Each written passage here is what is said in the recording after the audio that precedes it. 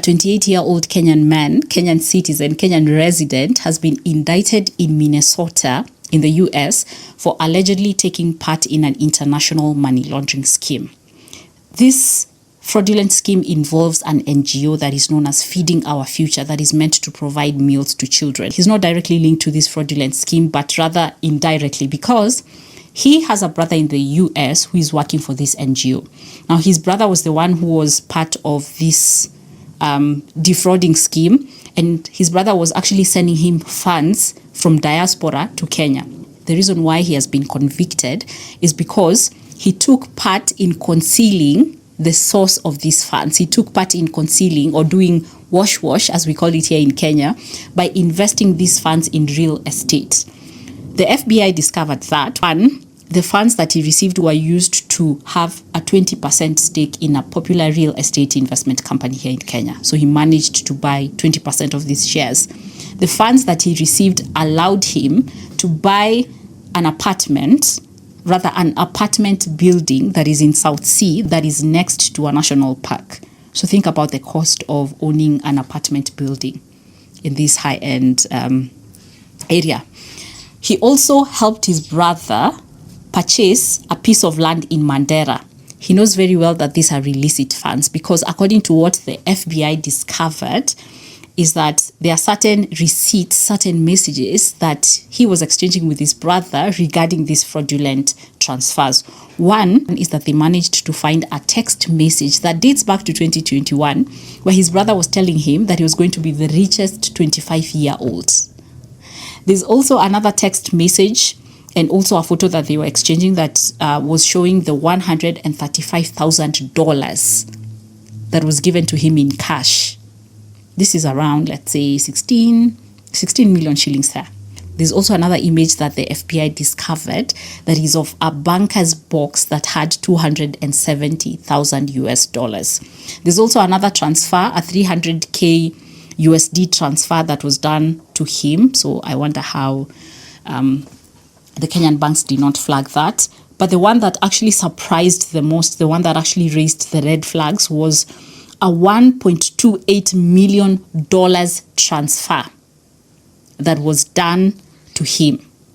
Remember, he's in Kenya, he's not a US citizen, he's not a US resident. So how is it possible that he can receive these funds? So the FBI went ahead and looked at the narration that his brother was making. Whenever you transfer funds, you have to say, okay, where's your source of funds? Why are you transferring? Like, what's the purpose? And his brother was alleging that these funds came from his salary, which doesn't really quite match the records in his salary. Now, another thing that also raised concerns that actually tied the brother to this fraudulent scheme was that he was able to purchase property in Minnesota that was worth $575,000. And so they managed to link him and also to, follow the money. That's where you'll get the fraudsters. Now, another twist to this investigation was that it was discovered that the sister to the sister-in-law, I don't know if that makes sense. So this guy, his name is Ahmed. Ahmed has a brother, his name is Farah. Farah has a wife. Now the sister to the wife, so that's why we say the sister to the sister-in-law, is a US citizen by naturalization. So the sister to his sister-in-law had actually tried to get him a permanent residency, and also had actually volunteered to sponsor his immigration, which actually didn't go through.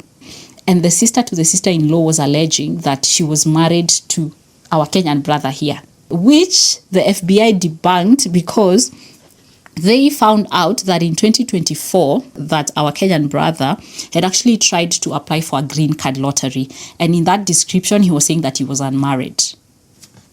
The FBI is looking at these assets because they want to recover these funds that actually belong to the US citizens, the taxpayers. Let me take you through how this fraudulent scheme was discovered, because it's actually interesting. Now, this NGO that is known as Feeding Our Future was discovered back in 2016.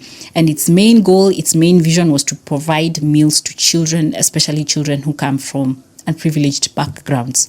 They took advantage of the COVID-19 pandemic to receive funds, because remember, most children were not in school, so they were providing meals. And there was this program that was being run by the federal government known as the Federal Child Nutrition Program.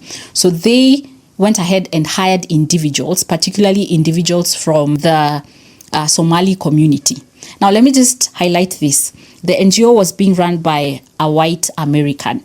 The reason why I'm putting this into context is because this NGO actually applied for grants from the State Department. It's actually the Minnesota Department of Education.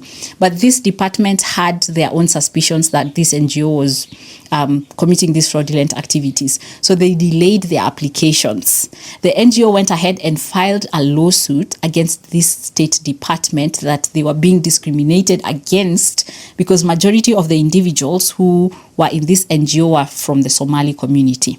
By pulling out this racism card, they received some funding from the State Department, but the State Department went ahead and alerted the FBI of some suspicious activities that, of course, they were suspicious of. So that's how the FBI began their investigations and found out that around 350 million USD was stolen during the pandemic period. And up to date, around 75 individuals, 75 defendants have been charged, and our Kenyan brother is the 74th one to be charged, which I think is a success for such a case. And out of these 75 people who have been charged, 45 individuals have pleaded guilty. They have accepted that, yes, they committed a fraud. This NGO, apart from hiring individuals who went ahead and issued fake invoices, because that's what happened. That's what happened to our Kenyan brother, to our Kenyan brother, in that majority of these individuals who were hired were issuing fake invoices.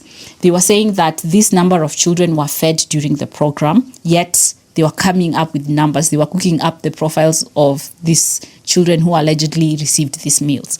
So there was the issue of fake invoices. There was also the issue of them using not just individuals, but also unexistent companies that were actually sending invoices. So that's how the whole fraudulent scheme happened. One of the main things that I have learned from this case is that Kenya and the US have an extradition treaty. So if you're a Kenyan national and you go to the US, you commit a crime there, you fly back to Kenya, there's a treaty between Kenya and the US where they are going to present you to the US so that you can be tried and convicted in the US. Now, if you're a lawyer, you can expound more on this in the comments. The other thing that I've taken out from this is that money laundering is international, and it's easy for you to be convicted if it's specifically an international money laundering offense, because this is what our Kenyan brother was actually tried for.